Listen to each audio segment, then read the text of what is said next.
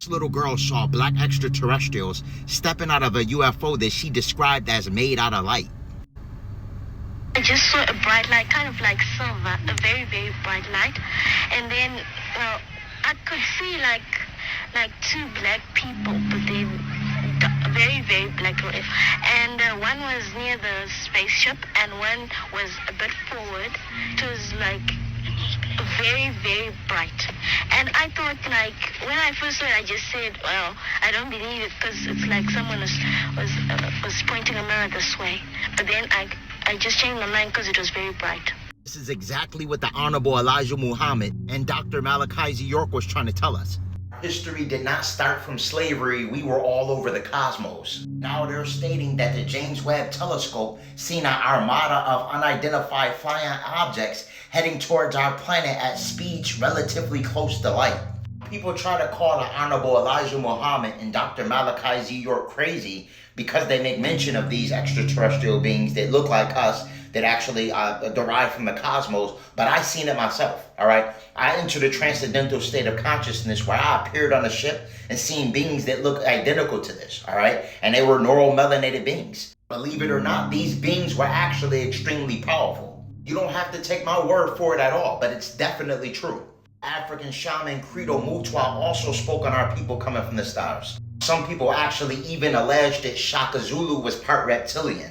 In fact, there's a book from a gentleman by the name of Walton Golightly that actually details the people of the sky and actually how the Shaka Zulu people were our celestial ancestors. Ships have been visiting our people for millenniums. This is why still to this day with proper techniques we can summon UFOs. In order to make contact with these beings, you have to be vibrating on a certain frequency, all right? You have to have a decalcified and activated pineal gland. In ancient times, our people were a lot more pure, all right? They weren't contaminated with all the lead, cadmium, and mercury, as well as fluoridated water. Didn't have the problem of chemtrails being consistently sprayed over their head. They weren't plagued with genetically modified organisms that has adverse effects on their genetic sequence. These are all things that keep us from direct connection with our celestial cosmic kin.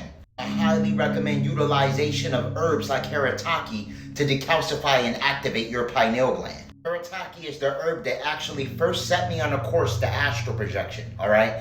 Haritaki will allow you the ability of seeing auras. You will become more clairvoyant. You will notice that your dreams are a lot more clear. Once you develop mastery over your lucid dreams, you're a step closer to astral projection. This ascension process is going to happen very rapidly. You may have noticed that time has been speeding up. The reason why it feels like time is speeding up is because the Saturn moon matrix is being eradicated. Us elevating in consciousness is rapidly shifting the realm. We are literally being catapulted into the golden age, and it's going to be a massive separation, all right? It's going to be a massive separation, even between certain family members, all right? You have to know the difference between family and relatives. Just because someone has the same bloodline and the same lineage doesn't make them family. Someone that doesn't have the same blood could be more family to you than someone that actually is a relative. This is where you have to utilize discernment between your cosmic family and your real family. Sometimes your real family or your so-called real family will actually stagnate you from your ascension process. This is the time to embrace all those things you get called weird for.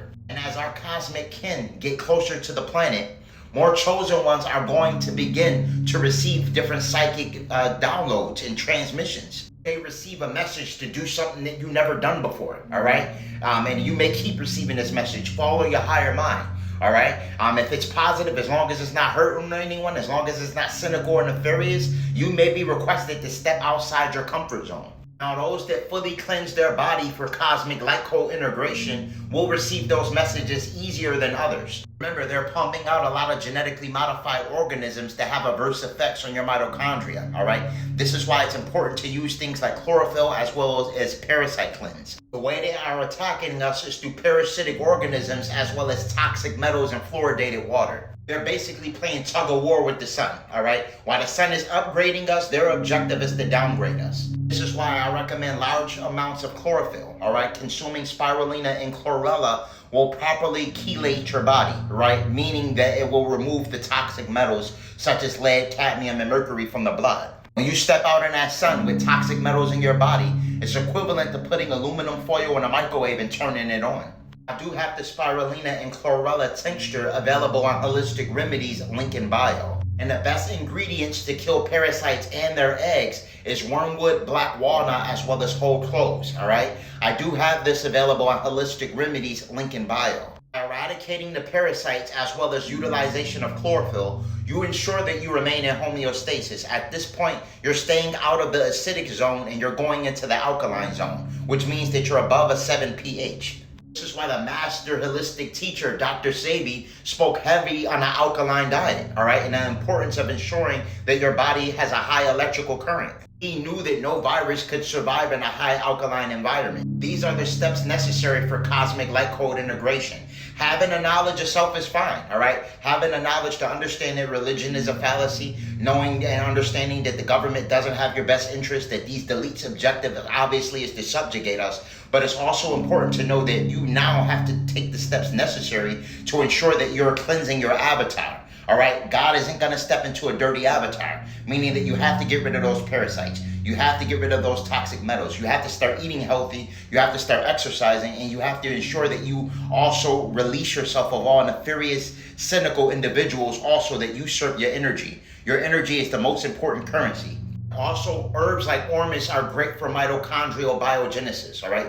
That basically means in layman terms that it will heal you on a cellular level. ORM stands for orbitally rearranged monoatomic elements, all right? And this is in the ORMS family. Its objective is to actually orbitally rearrange monoatomic elements in the body, and it's going to basically work in a way of getting rid of free radicals. And what that does is that prevents the process of senescence, and it also ensures at that particular point in time that you have enough antioxidants in the body to ensure that you're in homeostasis. Ormus was referred to as the philosopher's stone. They used this in ancient times. They also called it manna, all right? So I highly recommend utilization of the orms as well, especially if you're someone that was exposed to the jab. For all high-quality herbs and metaphysical products for spiritual exploration, click the link in my bio and visit Holistic Remedies, your extension to ascension.